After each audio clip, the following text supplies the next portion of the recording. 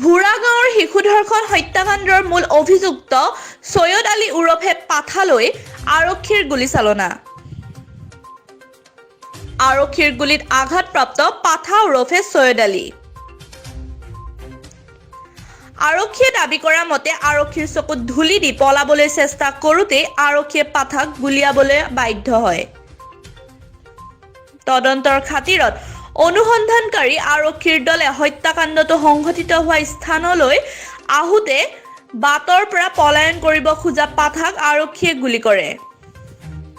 বৰ্তমান সময়ত অভিযুক্ত সৈয়দ আলী ওৰফে পাঠা আলী গুৱাহাটী চিকিৎসা মহাবিদ্যালয়ত চিকিৎসাধীন অৱস্থাত আছে বুলি জানিব পৰা গৈছে। উল্লেখ্য যে 20 জুন তাৰিখে ভুৰা গাঁৱৰ বালিডুঙাত সংঘটিত হৈছিল এক নৃশংস ধৰ্ষণ হত্যাকাণ্ড। এগৰাকী 9 বছৰীয়া শিশুক নৃশংসভাৱে হত্যা কৰি ধৰ্ষণ কৰিছিল সৈয়দ আলীয়ে।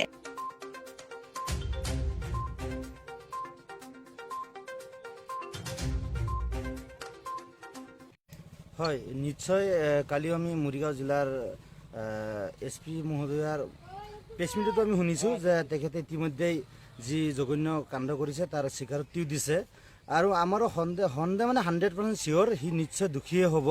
দোষী নহ'লে কেতিয়াও সি পলায়ন নকৰিলে হয়।